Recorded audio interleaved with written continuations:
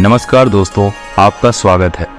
एक समय की बात है, भगवान श्री कृष्ण के मित्र उनसे मिलने के लिए द्वारिका नगरी पधारे हैं। भगवान श्री कृष्ण उनका स्वागत करते हैं और उनके आने का कारण पूछते हैं। भगवान श्री कृष्ण के सखा उनसे कहते हैं, हे केशव, तुम तो सर्वज्ञ हो, सब कुछ जानते हो। आज मैं तुम्हारे पास ये जानने के उद्देश्य से आया हूँ कि मनुष्य को किन किन वृक्षों का रोपण करना चाहिए, कौन से वृक्ष भवन के सामने लगाने चाहिए, किन वृक्षों का रोपण करने से दरिद्रता दूर होती है तथा शत्रु, रोग, भय, भूत पिशाच आदि संकटों से बचने के लिए कौन से वृक्ष भवन की सीमा में लगाने चाहिए। भगवान श्री कृष्ण मुस्कुराते हुए कहते हैं, हे सखा, तुमने आज समस्त मानव जाति के कल्याण के उद्देश्य से अत्यंत महत्वपूर्ण प्रश्न किया है। इस संसार में वृक्षों का बहुत ही बड़ा योगदान है। वृक्ष सदा ही पूजनीय हैं, किंतु आज तुमने उचित ही प्रश्न किया है। हवन की सीमा में वृक्षों को लगाना बहुत ही सुख फल प्रदान करता है। वृक्ष तथा पौधे भवन की सुंदरता को बढ़ाते अवश्य हैं, साथ ही ये वातावरण को शुद्ध रखते हैं। वृक्षों से सकारात्मक ऊर्जा का संचार होता है, जो मनुष्य के जीवन के लिए अत्यंत आवश्यक होती है। वृक्ष नकारात्मकता को कम करके वातावरण को अधिक सकारात्मक बनाने का कार्य करते हैं। घर के सामने शुभ पेड़ पौधे लगाने से घर में सुख समृद्धि आती है। साथ ही ये पेड़ पौधे कई प्रकार के वास्तु दोषों को नष्ट करते हैं। घर के आंगन में खड़े वृक्ष देवताओं के समान घर की रक्षा करते हैं। हे मित्र, भवन के पास कौन से पौधे लगाने चाहिए और कौन से नहीं, इसके बारे में बताने से पूर्व मैं तुम्हें एक प्राचीन कथा सुनाता हूँ, जिससे तुम्हें समझ में आ जाएगा कि वृक्षों का तथा पेड़ पौधों का भवन के पास लगाना कितना शुभ होता है और कौन से पौधे भवन के पास लगाने से दुख एवं दरिद्रता आती है। जो भी मनुष्य इस कथा का श्रवण करता है, उसके सैकड़ों पाप नष्ट हो जाते हैं और उसकी दरिद्रता का नाश होता है।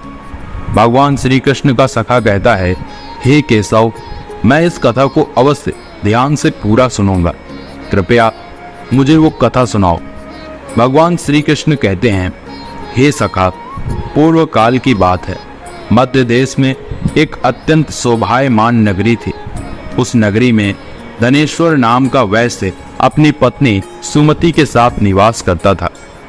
धनेश्वर भगवान विष्णु का भक्त था और वह नित्य भगवान विष्णु की पूजा करता था। धनेश्वर की पत्नी भी सुशील और गृह कार्य में दक्ष थे। घर में धन धान्य की कोई कमी नहीं थी। भगवान की कृपा से उसके पास सब कुछ था।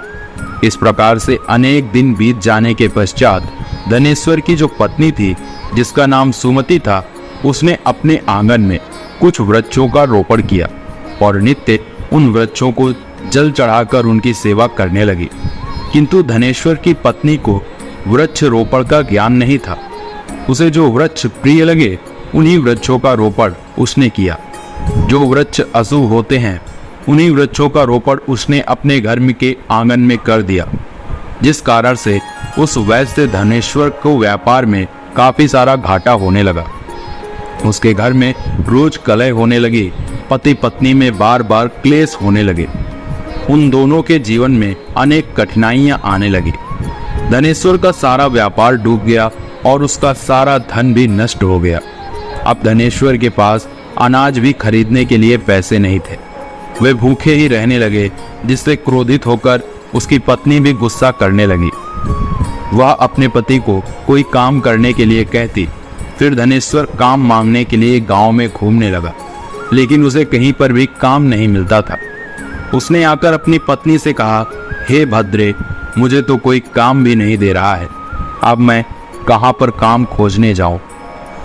वे दोनों ही पूरी तरह से हतबल हो गए थे। दोनों के पास भी उद्योग करने के लिए कुछ नहीं था। धनेश्वर ने अपनी पत्नी के सारे गहने भी बेच डाले और जो कुछ भी अन्न मिला उसी से पेट भर लिया। इस प्रकार से अशुभ वृक्ष लगाने के कारण दोनों के जीवन में घोर दरिद्रता और संकट आने लगे। किंतु वे दोनों ही इस बात को नहीं जानते थे। फिर एक दिन एक साधु महात्मा धनेश्वर के घर पर पधारते हैं। उन्हें देखकर धनेश्वर उन्हें प्रणाम करता है और कहता है, हे साधु महाराज, पधारिए, इस गरीब के घर में आपका स्वागत है। कहिए, मैं आपकी किस प्रकार से सहायता कर सकता हूँ। वे साधु महाराज कहने लगते हैं, हे महोदय, मैं तीर्थ यात्रा पर निकला हूँ, विश्राम करने के लिए कोई जगह खोज रहा हूँ। यदि आपको कोई कष्ट ना हो तो मुझे अपने घर में स्थान दे दो। मैं अनेक दिनों से भूखा हूँ, कुछ भोजन भी प्राप्त हो जाए तो बड़ी कृपा होगी। साधु महाराज के ऐसे वचन सुनकर वह धनेश्वर कहने लगा, हे साधु महात्मा, आप अवश्य ही कोई पुण्य आत्मा दिखाई पड़ते हैं। आपके मुख मंडल पर बहुत तेज है। आपकी सेवा करने का मुझे सौभाग्य मिल रहा है। आपकी सेवा करके मुझे बड़ा आनंद मिलेगा। कृपया करके आप घर के भीतर चलिए। फिर वह साधु महाराज उस धनेश्वर के घर के भीतर जाते हैं और विश्राम करने लगते हैं। धनेश्वर उन साधु महाराज की बड़ी सेवा करता है, किंतु उसके पास अन्न का एक दाना नहीं होता है। तो वह अपनी पत्नी से कहता है, हे प्रिय, आज हमारे घर पर जो साधु महात्मा आए हैं वे बड़े पुण्यवान दिखाई पड़ रहे हैं। हमें उनके भोजन के लिए कुछ उपाय करना चाहिए। मैं गांव में जाकर किसी से थोड़ा सा धन मांगकर आता हूँ। इतना कहकर वह धनेश्वर गांव में एक सेठ के घर पर जाता है और उस सेठ से थोड़ा सा धन देने की विनती करता है, किंतु वो सेठ उस वैश्य को धन देने से इनकार करता है और कहता है, तुम्हारे पास तो फूटी कौड़ी नहीं है, तुम मेरा धन कैसे वापस करोगे। धनेश्वर कहता है, हे सेठ, कृपा करके आप मुझे थोड़ा सा धन दीजिए, मैं जल्दी ही आपको लौटा दूंगा। यदि मैं धन नहीं लौटा पाया, आप मेरा घर ले लीजिए। धनेश्वर की बात सुनकर उस सेठ को उस पर थोड़ी दया आती है और वह उसे धन देते हुए कहता है, हे वैश्य, यदि तुमने धन नहीं लौटाया तो तुम स्वयं ही मुझे अपना घर सौंप दो। धनेश्वर कहता है, सेठ, मैं वचन देता हूँ, यदि मैंने धन नहीं लौटाया तो मैं आपको मेरा घर सौंप दूंगा। फिर धनेश्वर उस सेठ से धन लेकर बाजार से दूध, चावल, सब्जी, आटा, शक्कर आदि चीजें खरीद लेता है और घर लौटकर अपने घर आ जाता है। फिर वह अपनी पत्नी से कहता है, हे प्रिय, तुम उन साधु महात्मा के लिए भोजन बनाओ। फिर धनेश्वर की पत्नी भोजन बनाती है और उन साधु महात्मा को भोजन परोसती है। इस प्रकार से उस धनेश्वर की भक्ति और निष्ठा को देखकर वे साधु महाराज बहुत प्रसन्न हो जाते हैं। भोजन हो जाने के पश्चात वे जाते जाते उस धनेश्वर से कहते हैं, हे वैश्य, मैं तुम्हारी भक्ति और आदर सम्मान से अत्यंत प्रसन्न हूँ। तुम्हारी जो भी कामना है मुझे बताओ, मैं अवश्य पूरी करूँगा। तब वह धनेश्वर कहता है, हे महात्मा, आपका आशीर्वाद ही हमारे लिए सब कुछ है, किंतु मैं आपसे ये जानना चाहता हूँ कि किस पाप के कारण मुझे दरिद्रता का दुख भोगना पड़ रहा है। हमने तो भगवान विष्णु की भक्ति की है, फिर हमारे जीवन में दरिद्रता क्यों आई है, इसका क्या कारण है, और इस दरिद्रता को दूर करने के लिए मुझे क्या उपाय करना चाहिए। फिर वह साधु महात्मा कहते हैं, हे वैश्य, मैं जब तुम्हारे द्वार पर आ गया था तभी मुझे यह ज्ञान हो गया था कि तुम्हारे जीवन में घोर दरिद्रता और संकट आए हुए हैं, क्योंकि तुम्हारे भवन के सामने जो वृक्ष हैं वे ही तुम्हारी दरिद्रता के कारण हैं। इसीलिए तुम इन वृक्षों को हटाकर उनके स्थान पर शुभ पौधों का रोपण करो। तुम्हारी पत्नी ने तुम्हारे भवन के सामने जिन वृक्षों का रोपण किया है वे अशुभ वृक्ष हैं, उन्हीं के कारण तुम्हारी ऐसी दुर्दशा हुई है। धनेश्वर कहते हैं, हे महाराज, कृपा करके मुझे बताइए कि घर के सामने कौन से वृक्ष लगाने चाहिए जिससे घर में सुख समृद्धि हो, और कौन से वृक्ष नहीं लगाने चाहिए। कृपा करके आप मुझे विस्तार से समझाइए, मैं आपका बड़ा आभारी रहूंगा। फिर वह साधु महात्मा कहते हैं, हे वैश्य, ठीक है, अब मैं तुम्हें उन शुभ वृक्षों के विषय में बताता हूँ जिन्हें घर के पास लगाने से शुभ फलों की प्राप्ति होती है, इसीलिए तुम ध्यान पूर्वक सुनो। हे वैश्य, किसी जलाशय के समीप पीपल का वृक्ष लगाने वाले मनुष्य को जो फल मिलता है वह सैकड़ों यज्ञों के समान होता है। जब पीपल के पत्ते उस जलाशय में गिरते हैं तो वे पिंड के समान होकर पितरों को तृप्ति प्रदान करते हैं। इससे सभी प्रकार के पितृ दोष समाप्त हो जाते हैं। जो मनुष्य नित्य स्नान करके पीपल को स्पर्श करता है वह सभी पापों से मुक्त होता है और कभी पराजित नहीं होता है। पीपल को स्पर्श करने से लक्ष्मी की प्राप्ति होती है और उसकी प्रदक्षिणा करने से आयु में वृद्धि होती है। पीपल की जड़ में श्री विष्णु, तने में शिव जी और अग्रभाग में ब्रह्मा जी स्थित रहते हैं। अमावस्या के दिन पीपल को प्रणाम करने से जो फल मिलता है वह 1000 गाय के दान के बराबर होता है। इस संसार में पीपल के समान कोई वृक्ष नहीं है। साक्षात श्री हरि इस वृक्ष के रूप में पृथ्वी पर विराजमान है। पीपल के वृक्ष को चोट पहुंचाना अथवा उसकी टहनी तोड़ना महापाप माना गया है। ऐसा मनुष्य एक कल्प तक नरक में रहता है और जो पीपल को जड़ से काटता है उसका कभी नरक से उद्धार नहीं होता है। हे वैश्य, अब मैं तुम्हें दूसरे वृक्ष के बारे में बताता हूँ। आंवले का फल समस्त लोकों में प्रसिद्ध है और परम पवित्र है। आंवले को लगाने से स्त्री और पुरुष जन्म मृत्यु के बंधन से मुक्त हो जाते हैं। यह पवित्र फल भगवान विष्णु को अत्यंत प्रसन्न करने वाला एवं शुभ माना गया है। इसको खाने से सभी पापों से मुक्ति मिलती है। आंवला खाने से आयु बढ़ती है। उसका जल पीने से रोगों का नाश होता है और आंवले को जल में मिलाकर स्नान करने से दरिद्रता दूर हो जाती है और सभी प्रकार के ऐश्वर्य प्राप्त होते हैं। जिस घर में आंवला सदा मौजूद रहता है उस घर में कभी दैत्य और राक्षस नहीं आते हैं। एकादशी के दिन अगर आंवला मिल जाए तो संसार के सभी तीर्थों से बढ़कर फल प्राप्त होता है। अपने केस में आंवला लगाने वाला फिर से मृत्यु लोक पर जन्म नहीं लेता है। जिस घर के सामने आंवले का वृक्ष होता है वहां पर साक्षात लक्ष्मी नारायण निवास करते हैं। तीसरा है अशोक का वृक्ष। अशोक के वृक्ष में अप्सराओं का निवास होता है।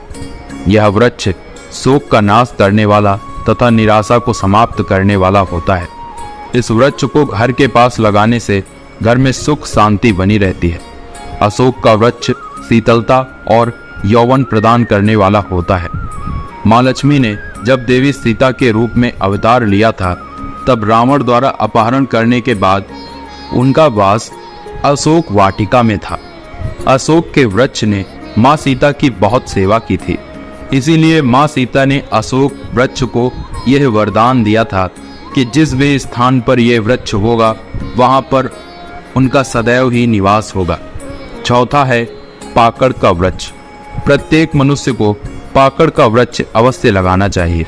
यह वृक्ष लगाने से जो फल मिलता है वह महायज्ञ के समान होता है। कलयुग में मनुष्य यज्ञ नहीं कर पाएंगे, इसीलिए उन्हें एक पाकड़ का वृक्ष से अवश्य लगाना चाहिए। पांचवा है नीम का वृक्ष। नीम का वृक्ष लगाने से सूर्य देव प्रसन्न होते हैं। नीम का वृक्ष आयु प्रदान करने वाला माना गया है। इसे घर के पास लगाने से नाना प्रकार के रोगों से छुटकारा मिलता है। माँ लक्ष्मी को नीम के पत्ते अत्यंत प्रिय होते हैं, इसीलिए नीम के वृक्ष के पास निवास करती है। घर के सामने नीम के वृक्ष का रोपण करने से धन संपत्ति की प्राप्ति होती है। छठा है जामुन का वृक्ष। यदि कोई मनुष्य कन्या प्राप्ति की कामना करता है तो उसे जामुन का वृक्ष अवश्य लगाना चाहिए। जिस मनुष्य के घर के सामने जामुन का वृक्ष होता है उसके घर में कन्या का जन्म होता है जो कुल का गौरव बढ़ाती है। सातवां है बेल का वृक्ष। बेल के वृक्ष में भगवान शिव और गुलाब में देवी पार्वती का निवास है, इसीलिए अगर बेल का वृक्ष के पास गुलाब का पौधा लगाया जाए तो शिव पार्वती का आशीर्वाद प्राप्त होता है। उस घर में कभी दुख दरिद्रता नहीं आती है, उस घर में कभी अकाल मृत्यु नहीं होती है और कोई स्त्री विधवा नहीं बनती है। आठवां है नारियल का पेड़। नारियल का पेड़ लगाने से पुरुष अनेक स्त्री का पति बनता है। नारियल किसी भी धार्मिक अनुष्ठान का आवश्यक अंग होता है। यह अत्यंत शुभ माना जाता है। घर के आंगन में नारियल का पेड़ होने से उस घर में हमेशा शुभता होती है और उस घर के सदस्यों का समाज में बहुत मान सम्मान होता है। सुंदर पत्नी की कामना करने वाले मनुष्य को अनार का वृक्ष लगाना चाहिए। पलाश का पेड़ ब्रह्म तेज प्रदान करता है, इसीलिए इसका रोपण अवश्य करना चाहिए। वंश वृद्धि की और संतान प्राप्ति की कामना करने वाले मनुष्य को अंकोल का वृक्ष अवश्य लगाना चाहिए। अगर मनुष्य किसी बीमारी से पीड़ित है तो उसे खैर का वृक्ष लगाना चाहिए। खैर का वृक्ष लगाने से बड़े बड़े रोग नष्ट हो जाते हैं। यह वृक्ष आरोग्य प्रदान करने वाला होता है। कुंद अर्थात मोगरे के पेड़ में गंधर्व निवास करते हैं, इसीलिए इस पौधे का रोपण अपने घर के पास करने से कार्यों में सिद्धि और शुभ फलों की प्राप्ति होती है। खासकर कला के क्षेत्र में काम करने वाले लोगों को ये पौधा अवश्य लगाना चाहिए। यदि किसी मनुष्य को चोर और लुटेरों का भय सता रहा हो तो उसे अपने घर के पास बेंत का वृक्ष जरूर लगाना चाहिए। यह वृक्ष चोर लुटेरों को भयभीत करता है और घर की रक्षा करता है। चंदन और कटहल के वृक्ष पुण्य और लक्ष्मी प्रदान करते हैं। इन वृक्षों का रोपण करने से दुख दरिद्रता समाप्त हो जाती है। घर की उत्तर दिशा में पाम और कनक चंपा का पौधा लगाया जाता है तो धन में वृद्धि होती है। केले का पेड़ भी बहुत शुभ होता है और यह घर में सुख समृद्धि और खुशहाली लाता है। केले के पेड़ में भगवान विष्णु का वास होता है, इसीलिए घर में केले के पेड़ का होना घर में धन की कमी नहीं होती है। हर श्रृंगार के पौधे को पारिजात भी कहा जाता है। इस पौधे की उत्पत्ति समुद्र मंथन के समय हुई थी और माँ लक्ष्मी भी समुद्र मंथन से ही प्रकट हुई, इसीलिए पारिजात के पौधे का बहुत अधिक महत्व है। यदि इस पौधे को अपने घर पर लगाते हैं तो आपको माँ लक्ष्मी की विशेष कृपा प्राप्त होती है। मनुष्य को कभी भी ताड़ का वृक्ष नहीं लगाना चाहिए। ताड़ का वृक्ष संतान का नाश करने वाला होता है। जिस घर के पास ताड़ का वृक्ष होता है उस घर के संतानों की कभी उन्नति नहीं होती है। मनुष्य को कभी भी अपने घर के पास बहेड़ा का वृक्ष नहीं लगाना चाहिए। इस वृक्ष पर प्रेतों का वास होता है। जो मनुष्य बहेड़े का वृक्ष लगाता है वह प्रेत बन जाता है। इसके नीचे बैठकर कभी पूजा पाठ भी नहीं करना चाहिए। अगर किसी मनुष्य को शत्रुओं का भय सता रहा हो तो उसे केवड़े का वृक्ष लगाना चाहिए। यह शत्रुओं का नाश करने वाला होता है। घर में कभी भी ऐसे पौधे नहीं लगाने चाहिए जिनको काटने या तोड़ने पर दूध निकलता हो। घर के सामने कभी भी बबूल का पेड़ नहीं लगाना चाहिए। इसे लगाने से विपत्ति आती है। घर के सामने बेर का वृक्ष भी नहीं लगाना चाहिए। इसे लगाने से नकारात्मकता बढ़ती है, धन का नाश होता है और संकट आते हैं। किसी भी मनुष्य को अपने घर के सामने पपीते का वृक्ष नहीं लगाना चाहिए। इस वृक्ष को लगाने से धन का नाश होता है और दरिद्रता आती है। अगर पीपल का वृक्ष भवन की पूर्व दिशा में होता है तो घर में निर्धनता व्याप्त हो सकती है। वट वृक्ष घर की पश्चिम दिशा में हो तो घर में शोक का काल चिरकाल तक रहता है। दक्षिण दिशा में तुलसी का पौधा हो तो संतान को पीड़ा सहन करनी पड़ती है। किसी भी मृत वृक्ष की छाया घर पर पड़ती है तो यह मृत्यु सूचक होता है। मृत वृक्ष को तुरंत उखाड़ देना चाहिए। वे साधु महात्मा कहते हैं, हे वैश्य, इस प्रकार से मैंने तुम्हें इन सभी शुभ और अशुभ वृक्षों के विषय में बता दिया है। इसीलिए तुम इन वृक्षों का रोपण करो और भगवान की कृपा को प्राप्त करो। वह धनेश्वर कहता है, हे महात्मा, आपने आज मुझे उत्तम ज्ञान दिया है, मैं आपका धन्यवाद करता हूँ। फिर वे साधु महात्मा धनेश्वर को आशीर्वाद देकर उस स्थान से अंतर ध्यान हो जाते हैं।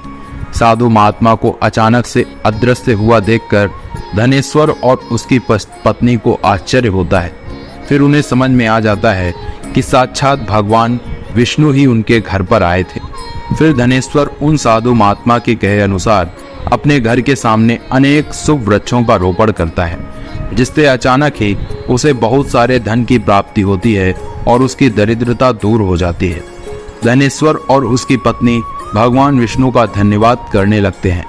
भगवान श्री कृष्ण कहते हैं, हे सखा, इस प्रकार से मैंने तुम्हें शुभ और अशुभ दोनों प्रकार के वृक्षों के बारे में बताया है। अब तुम भी जाकर अपने भवन के पास इन वृक्षों का रोपण करो। तो दोस्तों, इस प्रकार से भगवान श्री कृष्ण ने भवन के पास लगाए जाने वाले शुभ और अशुभ वृक्षों के बारे में बताया है। उम्मीद है आपको ये कथा पसंद आई होगी। जानकारी अच्छी लगी तो वीडियो को लाइक जरूर करें और कमेंट में जय श्री कृष्ण अवश्य लिखें। साथ ही चैनल को सब्सक्राइब करें। आप सभी का धन्यवाद।